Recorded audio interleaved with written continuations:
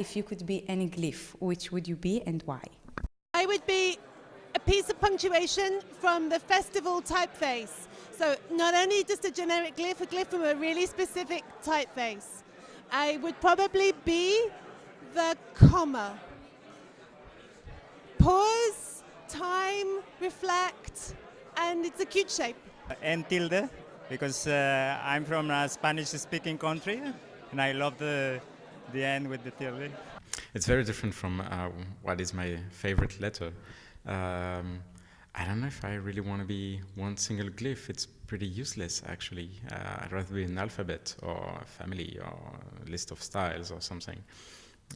Just one single glyph does not really make sense to me. Okay, and a favorite letter? Same answer. I think Matthew Carter once got asked the same thing, and I think that was his answer. If you ask a shepherd about his group of sheep and if he has a favorite one, if he answers that he likes this sheep for the wool, this one for the meat, and that other one for the milk, you know he's taking care of the group rather well. He's a good shepherd. If he answers, oh, I like the cute little one sheep over there, you know he maybe has some other things in mind. You've designed many typefaces, and either for your own library in production type and some for custom clients, like the ones you were talking about during the conference. Do you see any difference in your process while working on either custom or for your own library? Yes and no. There's almost no difference in the design process. It's just that with custom you have a very clear idea most of the time about how the type will be used. So there are a few technical differences in terms of number of weights, of styles, the character set, more probably. While the mindset in retail is most often the same. We have no clue about how the types will be used. And so we try to make them as useful as possible for a wide variety of users, which does not mean to erase all the specificities and just to have something rather dull, but instead have it very versatile and very full of personality at the same time. And does it mean also when you say decide on the weights, does it always mean many weights and huge families? No. Experience has shown that many weights is not necessarily what the users need, but actually users ask for quite a few weights already. So it's a balance between is it necessary, is it useful, and is it cost effective, both for us and for the user. Because it's kind of a gamble. You spend your own time on a typeface and then it either sells or it doesn't. It's never a gamble. You know exactly how it will sell? It's never a gamble because it's either we have various typefaces at the foundry in the catalog. Some of them are typefaces that are a bit difficult to use because they have not many weights, for instance.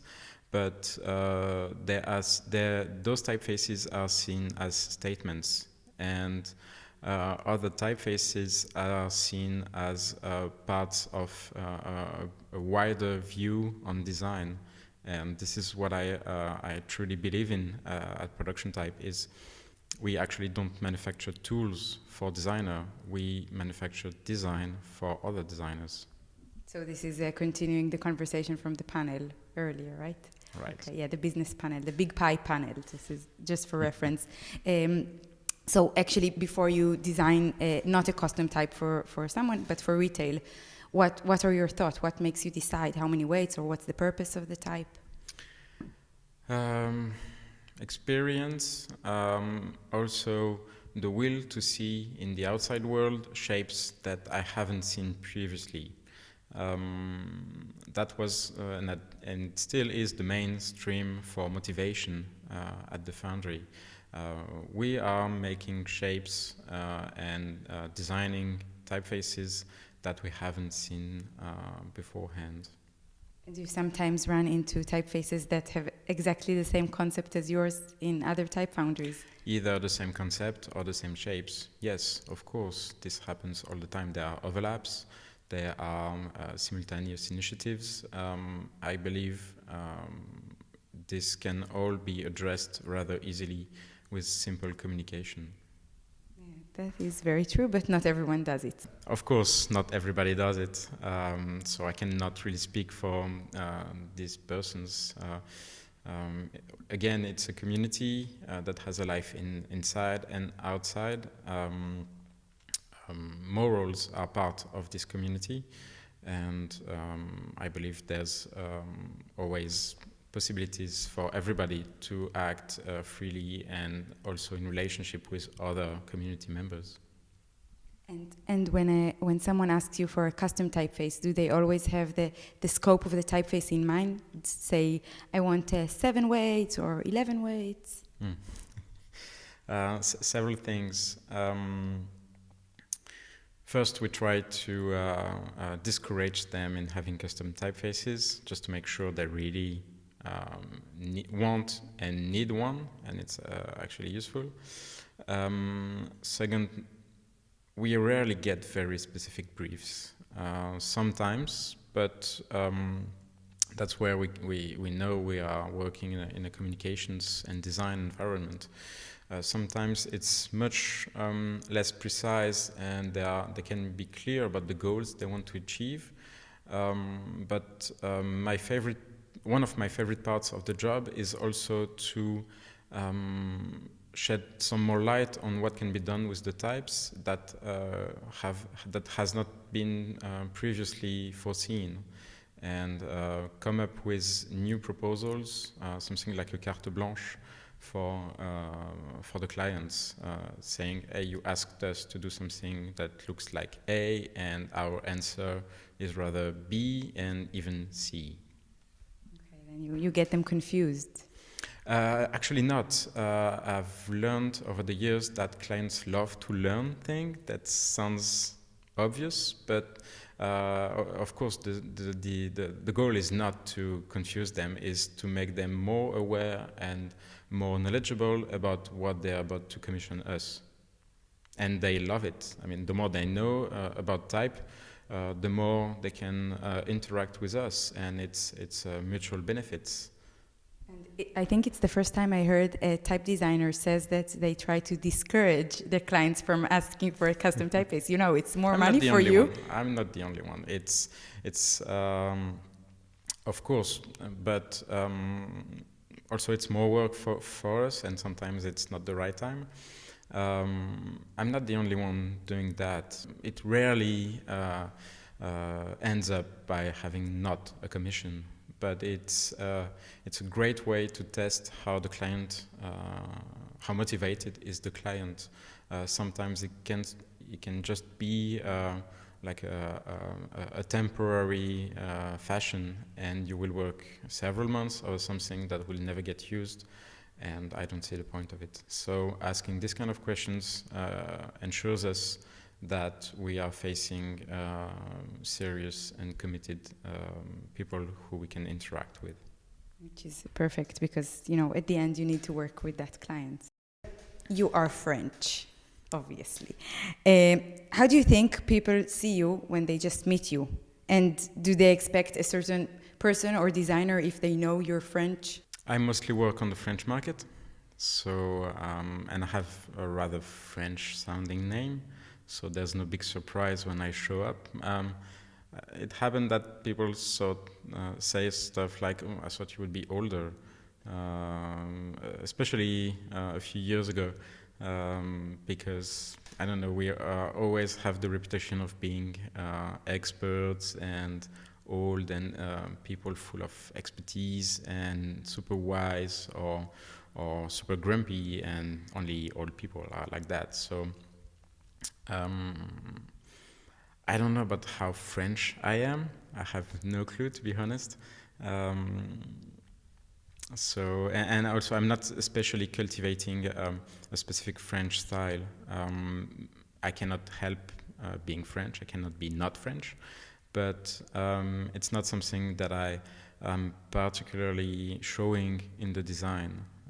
It doesn't mean I don't like being French, or even then I do like my country, but I don't necessarily make it an edge or a country-specific way into engaging into the design. So it's not like you're the French designer.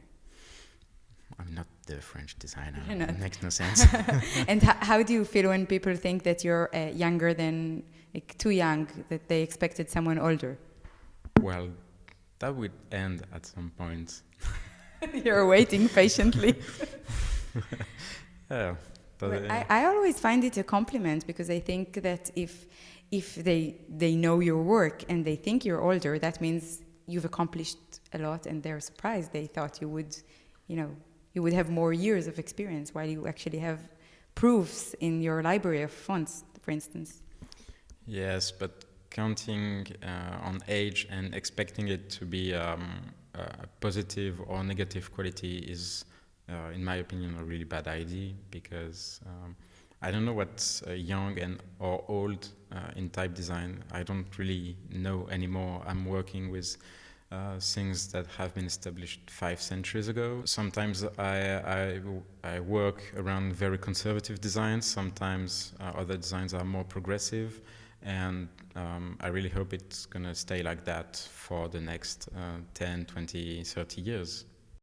What would you like the ATypI attendees to take home with them from your talk? During my talk, I forgot to advocate on something, and it's maybe the food for thought that there was during the presentation. First thing, don't overthink yourself as a shape expert or as a drawing expert. Being into type does not necessarily mean it's cool to be geeky, and it's definitely not humble. So my talk was about industrial design, and working with industrial designers was also a very humbling experience, because I get to learn a lot about curvature, lines, points, everything. The second thing is that we mostly interact in our work as type designers. We mostly interact with graphic designers or branding agencies, communications and design agencies. And I have the feeling over the years that, in fact, even though these are the people we are more connected to, I have the feeling that type design is much, much closer to industrial design, because those two fields share a common vocabulary. We work in prototypes with iterations, for instance. We have to work a lot on the balance between technology and artistry, which is very similar to industrial design. And I also really have a soft spot for the way most industrial designers engage the concept of social design, and I find a much more bigger echo in the work of industrial designers most of the time.